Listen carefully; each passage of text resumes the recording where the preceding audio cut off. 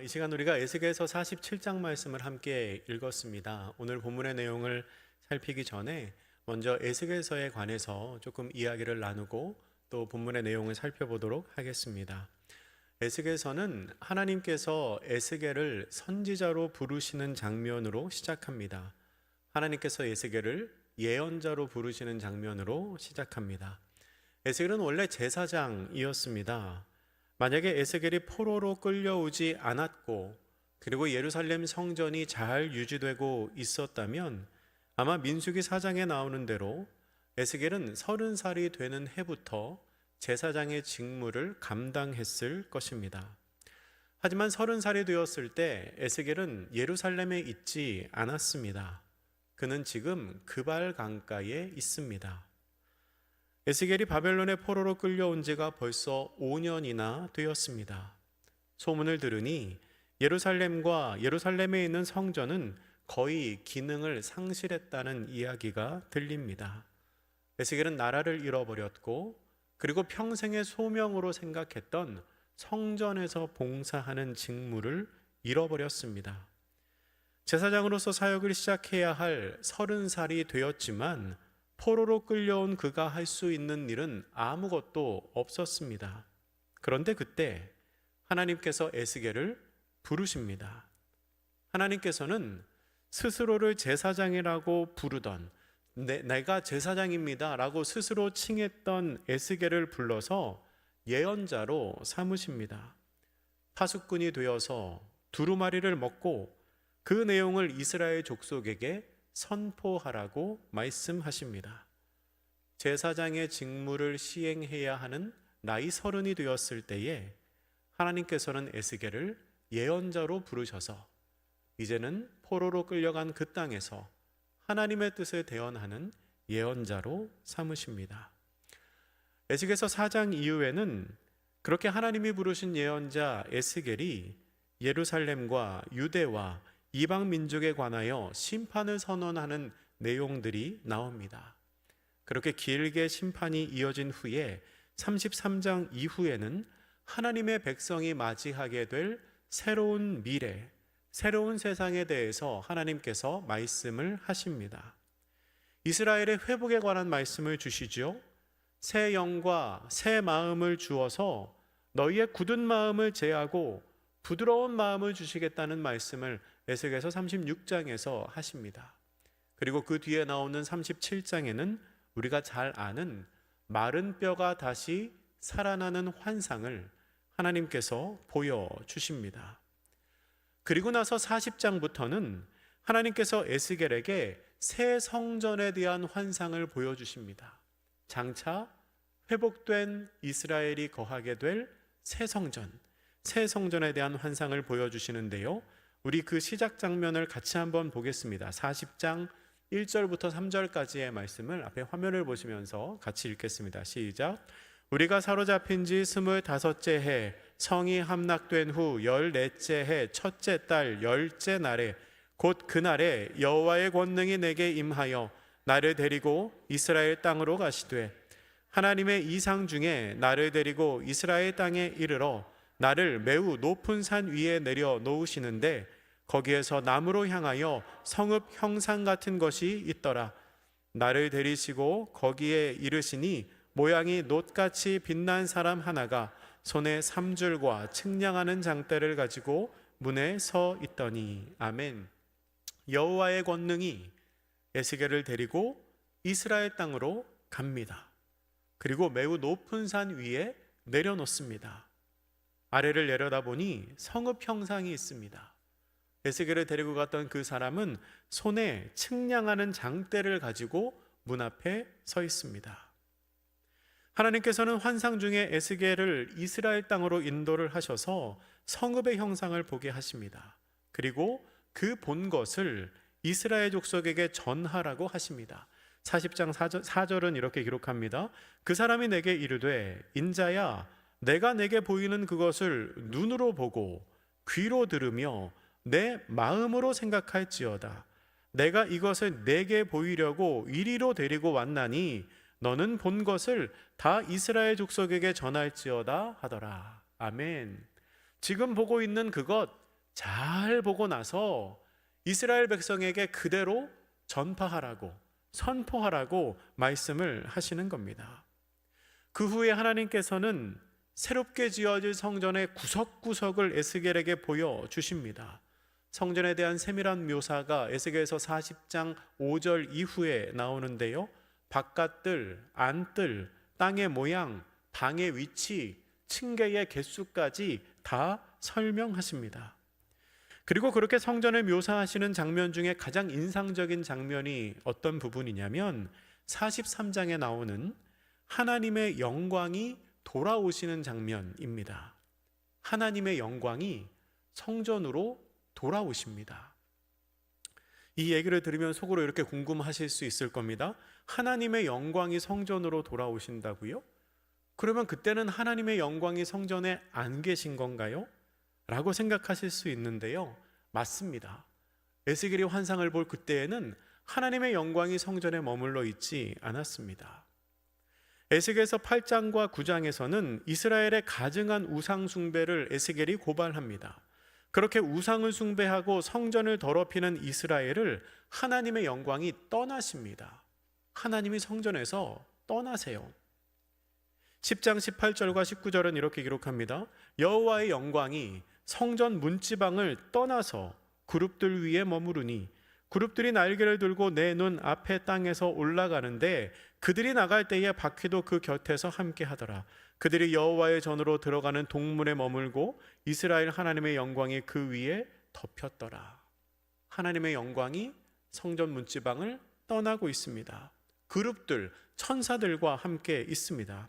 그러다가 10장을 지나서 11장에 가면 정말로 성전을 떠나서 산으로 가십니다. 11장 22절과 23절 보면요, 그때의 그룹들이 날개를 드는데 바퀴도 그 곁에 있고 이스라엘 하나님의 영광도 그 위에 덮였더니 여호와의 영광이 성읍 가운데에서부터 올라가 성읍 동쪽 산에 머무르고, 하나님의 영광이 성전을 떠나서 성읍 밖에 있는 동쪽 산으로 가셨다는 겁니다.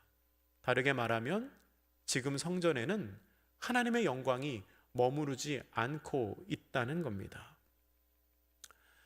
다윗의 아들 솔로몬이 성전을 건축한 이후에 하나님의 영광은 늘 그곳에 머물러 계셨습니다.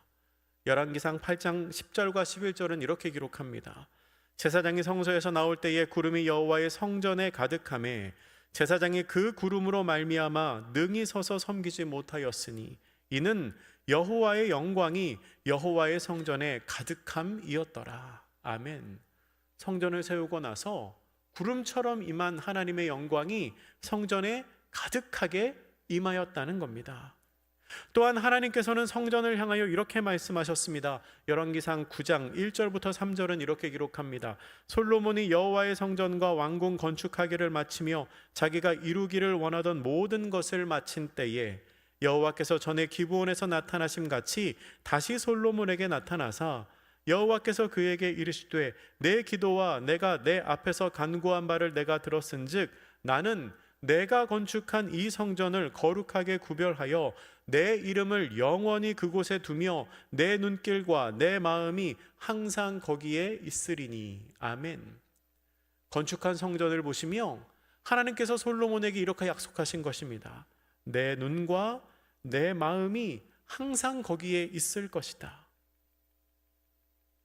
하나님께서는 성전이 건축된 후에 그 성전이 거룩하게 구별되며 그 성전에서 사람들이 제사할 때 그들의 기도를 듣고 그들의 죄를 사하고 그들의 간구함을 하나님께서 흠양하실 거라고 말씀을 하셨습니다. 그러나 성전에서 계속해서 이루어지는 우상 숭배와 이스라엘의 배역을 하나님께서 견디지 못하셔서 그 성전을 떠나신 겁니다.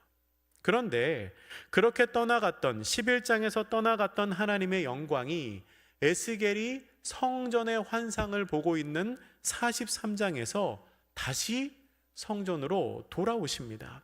43장 1절부터 5절까지의 말씀입니다. 조금 길기는 하지만 우리 이 말씀 화면을 보면서 같이 한번 읽겠습니다. 시작.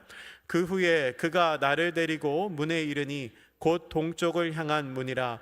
이스라엘 하나님의 영광이 동쪽에서부터 오는데 하나님의 음성이 많은 물소리 같고 땅은 그 영광으로 말미암아 빛나니 그 모양이 내가 본 환상 곧 전에 성읍을 멸하러 올 때에 보던 환상 같고 그발 강가에서 보던 환상과도 같기로 내가 곧 얼굴을 땅에 대고 엎드렸더니 여호와의 영광이 동문을 통하여 성전으로 들어가고 영이 나를 들어 데리고 안뜰에 들어가시기로 내가 보니 여호와의 영광이 성전에 가득하더라. 아멘. 하나님의 영광이 에스겔이 환상을 보고 있을 그때에 다시 성전으로 돌아오셨습니다. 에스겔의 마음이 얼마나 감격적이었을까요? 여러분, 여호와의 영광이 에스겔이 보고 있는 새 성전에 다시 돌아오셨다는 것은 장차 있을 새 성전이 외형적으로만 회복되는 것이 아니라 하나님께서 임재하시고 하나님께서 역사하시는 온전한 성전으로 회복될 것을 말하고 있는 것입니다. 그리고 그 회복될 온전한 성전에 관한 묘사가 43장부터 46장까지 길게 이어집니다. 그리고 나서 오늘 우리가 함께 읽은 이 본문 에스겔 47장이 나오는 겁니다. 에스겔 47장에 보면 하나님께서 환상 중에 에스겔을 성전 동쪽 문으로 데려가십니다. 그리고 에스겔은 그곳에서 물이 스며 나오는 것을 보게 됩니다. 47장 1절과 2절 말씀 이렇게 기록하고 있습니다.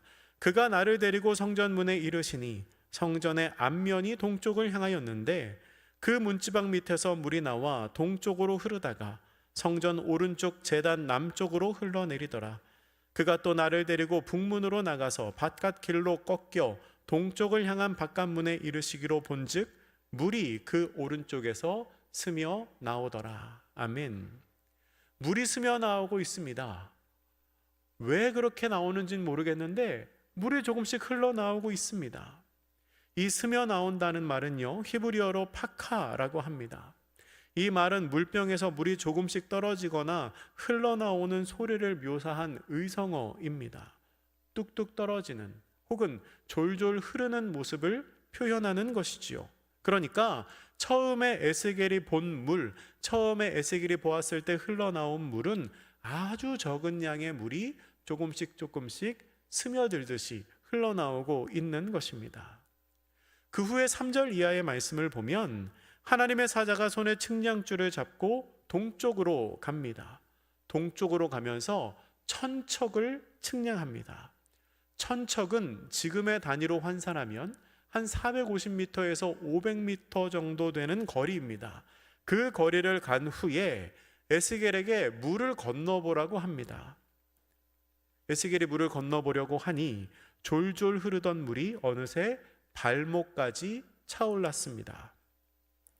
하나님의 사자가 다시 천척을 측량하고 그러니까 500m를 더 동쪽으로 가고 그 다음에 물을 건너게 하니 이번에는 무릎까지 찹니다. 다시 500m를 가서 보니 물이 허리까지 올라왔고요. 다시 천척을 측량하고 물을 건너게 하시니 물이 건너지 못할 강이 되었습니다.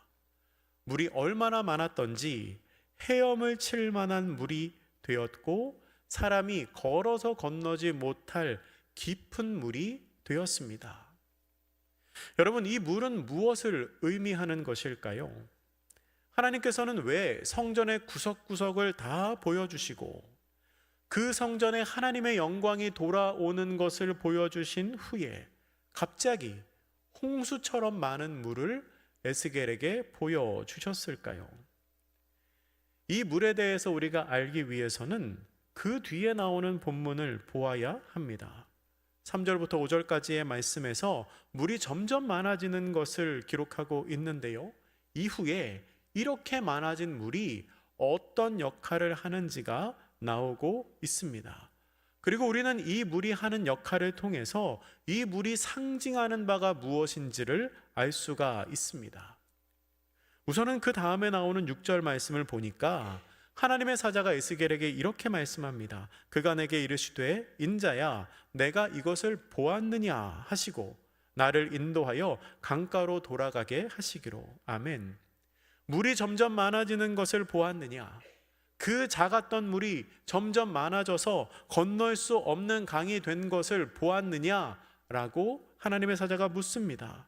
다 봤으면 이제는 돌아가자는 거지요. 그런데 돌아간 후에 에스겔이 뭘 봤냐면 나무를 봅니다.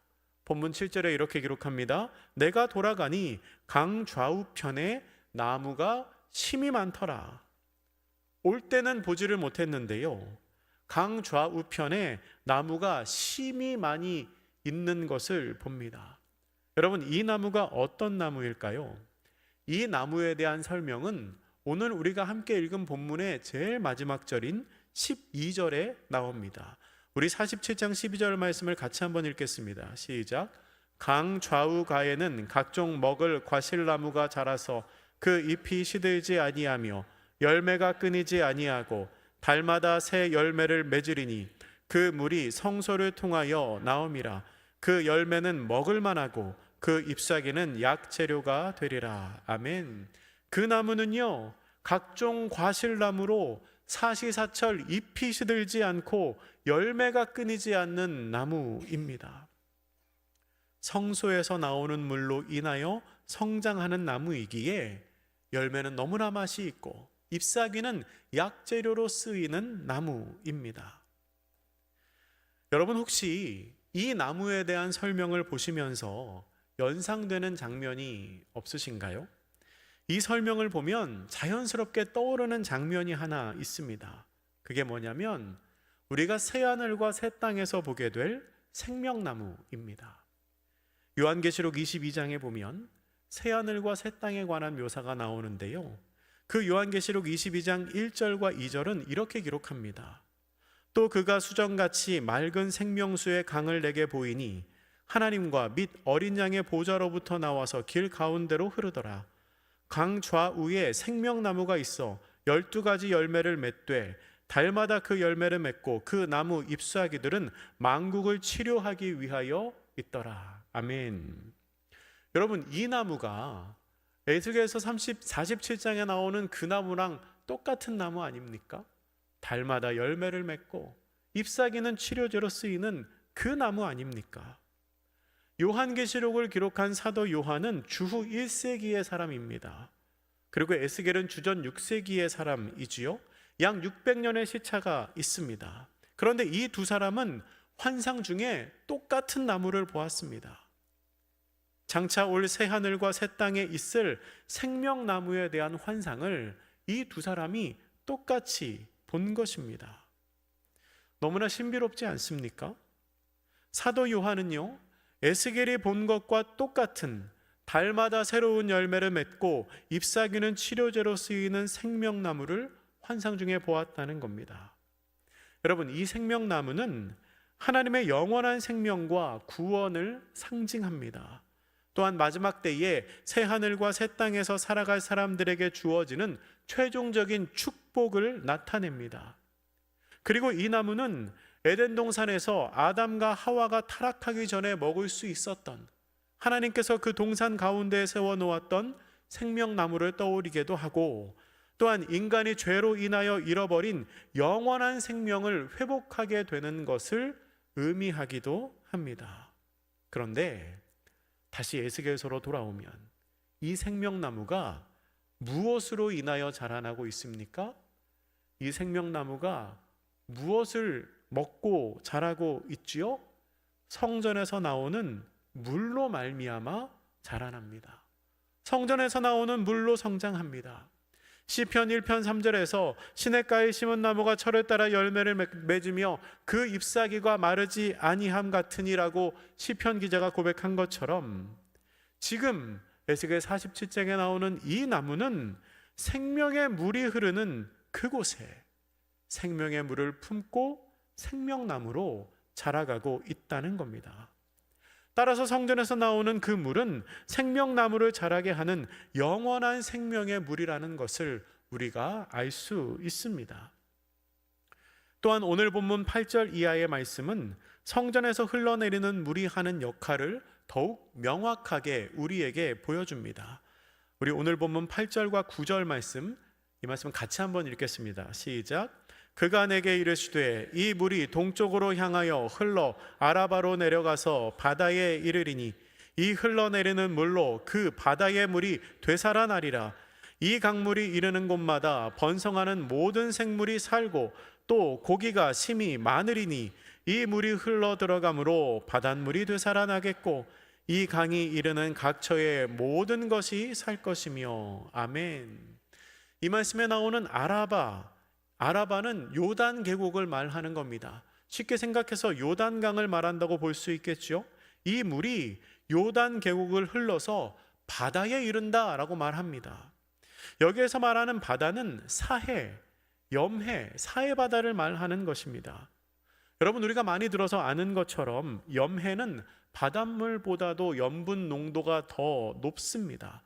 아무런 생명체도 살 수가 없는 곳이지요. 그래서 사해, 죽음의 바다라고 불립니다. 그런데 이곳, 이 성전에서 나온 물이 흘러 들어가니 그 염해가, 사해가 되살아난다는 겁니다. 9절에 기록하는 것처럼 그 강물이 이르는 곳마다 생물이 살고 고기가 심히 많아집니다. 아무런 생명체가 살지 못했던 그곳에 생명의 물이 흘러 들어가니 고기가 살게 되는 생명의 바다가 된다는 겁니다. 각처의 모든 것이 살아나고 어마어마한 생명의 물이 죽은 바다를 다시 살려낸다는 것이지요. 10절에 보면 그렇게 바다가 살아나니 어부들이 생길 거라고 말합니다. 그리고 엔게디부터 에네글라임까지 그물을 치는 곳, 즉 물고기를 잡을 만한 풍성한 어장이 형성됩니다.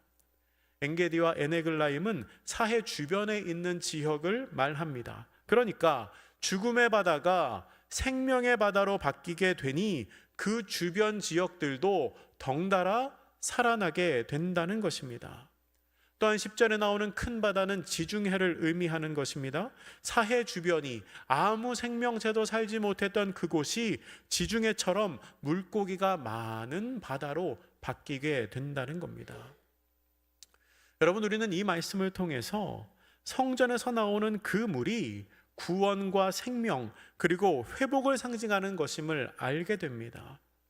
원래 죽음의 바다였던, 그래서 사해라고 불렸던 그 바다에 구원의 물, 회복의 물이 흘러 들어가니 생명의 바다가 되었다는 것입니다. 그런데요, 계속해서 회복될 것을 말하는데 11절 말씀은 조금 엉뚱하게 보입니다. 마치 생명의 능력이 미치지 못하는 땅이 있는 것처럼 묘사하고 있지요. 11절에 이렇게 기록합니다. 그 진펄과 개펄은 되살아나지 못하고 소금 땅이 될 것이며, 이렇게 말합니다. 아니, 그 염분이 높은 사해도 바뀌었는데 왜 여기는 소금 땅이 되었는가 궁금할 수 있습니다. 그런데 여러분, 이곳은 하나님께서 일부러 남겨두신 곳입니다. 소금은 제사와 일상생활에 꼭 필요한 거지요. 그런데 당시의 사람들은 사해에서 많은 소금을 얻었다고 합니다. 그런데 사해가 생명수가 되면 어디에 가서 소금을 얻겠습니까? 그래서 하나님이 일부러 소금을 얻기 위한 지역으로 남겨두셨다는 겁니다. 그래서 우리말 성경은 47장 11절을 이렇게 번역했습니다. 그러나 질척한 곳과 물구덩이는 건강해지지 않을 것입니다. 소금 만드는 데 쓰일 것입니다 라고 기록합니다. 하나님께서 소금을 얻기 위한 장소로 그곳을 두셨다는 거죠. 여러분, 제가 어렸을 때, 아마 교회 학교 다닐 때쯤인 것 같은데요, 어렸을 때 오늘 우리가 읽은 이 본문의 말씀, 특별히 3절에서 5절까지의 말씀, 물이 점점 깊어지는 그 장면을 저는 어떻게 이해를 했냐면, 에스겔이 있는 곳에 물이 차오른다고 생각을 했습니다. 제 기억이 정확한지는 모르겠지만 왠지 교회 학교 선생님이 그렇게 가르치셨던 것 같아요. 제가 선생님을 뭐라고 하는 건 아니지만 그렇게 배웠던 것 같아요. 그러니까 에스겔이 있는 그 장소에 물이 원래는 바닥에만 있다가 조금 지나서 발목에 차고, 조금 지나서 무릎에 차고, 허리에 차고, 결국은 머리 위까지 찼다. 그렇게 저는 한동안 알고 있었습니다. 그런데 어느 날 성경을 다시 보니까 그게 아니더라고요. 주의 사자를 따라서 에스겔이 간 겁니다. 동쪽으로 천척을 가고 또 동쪽으로 천척을 가고 또 동쪽으로 천척을 가면서 그 물이 발목에서 무릎에서 허리로 깊어지는 것을 경험한 것이지요. 여러분, 성경에서 동쪽은, 오른쪽은 거룩한 곳으로 여겨졌습니다. 해가 뜨는 곳이 동쪽입니다. 히브리인들은 동쪽을 앞쪽, 그러니까 정면이라고 생각을 했습니다. 그래서 성전 출입구도 동쪽에 있었죠. 여러분 기억하시죠? 아까 하나님의 영광도 동쪽 문으로 나갔다가 동쪽 문으로 들어오셨습니다. 동쪽은 구원과 승리와 지혜를 상징하는 곳으로도 여겨졌습니다. 예수님께서도 하나님 보좌 우편에 앉아 계시다가 장차 우리에게 다시 오실 것이지요. 에스겔이 주의 사자를 따라서 동쪽으로 갔다는 것은 거룩한 쪽으로 가까이 나아갔다는 의미가 됩니다. 그리고 에스겔이 동쪽으로 가면 갈수록 에스겔은 점점 더 깊은 물에 잠기게 됩니다. 점점 깊어지는 그 물은 생명의 물입니다. 이 생명수는 요한복음 7장 28절에서 하나님께서 우리 속에 부어주심으로 말미암아 우리의 영혼 깊은 곳에서 흘러나오게 되는 성령 충만과 사랑의 능력을 의미합니다. 요한복음 7장 38, 39절은 이렇게 기록하죠. 나를 믿는 자는 성경의 이름과 같이 그 배에서 생수의 강이 흘러나오리라 하시니 이는 그를 믿는 자들이 받을 성령을 가리켜 말씀하신 것이라. 아멘. 또한 하나님께서는 하나님의 자녀들이 충만하고 풍성한 은혜 가운데 살아가기를 원하십니다. 은혜에 푹 잠겨서 풍성한 은혜를 누리며 살기를 원하시지요. 요한복음 10장 10절에서 예수님 이렇게 말씀하셨습니다. 도둑이 오는 것은 도둑질하고 죽이고 멸망시키려는 것뿐이요 내가 온 것은 양으로 생명을 얻게 하고 더 풍성히 얻게 하려는 것이라. 아멘. 주님께서 우리를 위한 풍성한 은혜, 풍성한 생명수를 예비해 두셨다는 겁니다. 그런데 하나님께 가까이 나아가는 사람이 그 풍성한 은혜를 누릴 수 있습니다. 2절에서 스며 나오는 물, 3절에서 발목까지 올라왔던 물이 5절에서는 강이 되지요. 찰랑거렸던 물이 어느새 건너가지 못할 만큼의 넓고 큰 강이 된 것입니다. 어떻게 하다가 그렇게 깊은 곳까지 들어가게 되었습니까? 하나님이 계신 거룩한 곳을 향하여 앞으로 나가고 또 나아가니 결국은 깊은 물에 도달하게 되었다는 겁니다. 하나님이 계신 거룩한 곳을 향해 가는 발걸음이 은혜에 잠기게 한다는 겁니다. 사랑하는 성도 여러분, 우리가 거룩하신 주님을 향해 나아가면 은혜에 잠길 수 있습니다. 하나님께서 예비하신 생명수는 너무나도 깊고 너무나도 넓어서 누구라도 풍족하게 누릴 수 있습니다. 그런데 어떤 사람들은 그저 그 생명의 물에 발목을 담그거나 아니면 무릎까지만 그 물이 차는 것으로 만족하고 있습니다. 물 깊숙이 들어가는 것을 거부합니다. 그러면 어떻게 될까요? 생명은 있으나 생명력이 넘치는 삶을 살지 못합니다. 믿는 자 같으나 남이 누리는 것과 같은 은혜가 나에게는 없는 것 같습니다. 구원을 받은 것 같기는 한데 구원받은 삶이 과연 이게 전부인지 실망할 때도 있습니다. 왜 그런 일이 생깁니까? 풍성한 생명수에 몸을 담그지 못했기 때문입니다. 우리가 진정으로 생명력이 넘치는 삶을 살기를 원한다면 우리의 삶 전체를 그리스도께 맡기고 그리스도를 중심으로 살아가며 그리스도의 말씀에 온전히 순종하는 삶을 살아야 합니다. 그것이 바로 깊은 생명의 물로 들어가는 것입니다. 말씀을 정리하겠습니다. 성전 문지방에서 흘러나온 물은 죽은 땅과 소금기가 넘치는 바다를 생명이 넘치는 곳으로 바꾸었습니다. 어떻게 그 일이 가능합니까?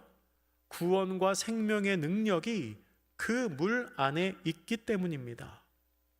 성전 문지방에서 흘러나온 물이 죽은 바다를 살리고 만물을 풍성하게 만든다는 것은 하나님께서 생명의 근원이 되신다는 것을 우리에게 알려줍니다. 생명의 주인이시며 창조의 주권자이신 하나님께서 은혜를 베푸시면 사해와 같이 아무런 희망이 없는 곳에서도 새 생명의 역사, 풍성한 열매의 역사가 맺혀집니다. 여러분, 우리의 삶은 어떻습니까? 만약에 내 삶이 사해처럼 황폐하고 아무런 희망도 소망도 없는 상황이라면 생명의 물이 내 삶에 스며들기를 간구해야 합니다. 생명의 물이 내 삶에 깃들이면 분명히 생명이 살아납니다. 아무것도 없어 보이는 곳에 고기가 넘쳐나는 역사가 시작됩니다. 또한 내가 믿는 사람으로서 발목까지 혹은 무릎까지는 물에 잠긴 것 같긴 한데 여전히 생명력이 넘치는 삶을 살고 있지 못하다면 주님께서 계시는 거룩한 곳으로 조금 더 발걸음을 옮겨 보시기를 바랍니다. 생명의 물에 내 삶을 조금 더 깊이 담그실 수 있기를 바랍니다. 우리가 그 생명수에 깊게 잠기게 되면 성경에 약속하신 바 그는 시냇가에 심은 나무가 철을 따라 열매를 맺으며 그 잎사귀가 마르지 아니함 같겠다는 복이 우리의 삶에 반드시 응답될 것입니다. 오늘 본문 마지막에 기록하고 있는 것처럼 각종 먹을 과실나무가 자라서 그 잎이 시들지 아니하며 열매가 끊이지 아니하고 달마다 새 열매를 맺는 축복이 우리의 삶에, 우리의 가정에, 또한 우리의 교회에 반드시 맺히게 될 것입니다. 이 시간 우리 한번 같이 기도하겠습니다. 기도하실 때에 하나님, 성전에서 흘러내리는 물이 죽은 땅과 바다를 생명에 넘치는 곳으로 만드는 것을 우리가 보았습니다. 저희의 삶에도 생명수 강물이 흘러넘치게 하셔서 주께서 주시는 생명과 은혜와 능력과 기쁨과 감사가 풍성히 차고 넘치는 은혜의 삶을 살게 하옵소서라고 우리 사모하는 마음으로 함께 기도하겠습니다.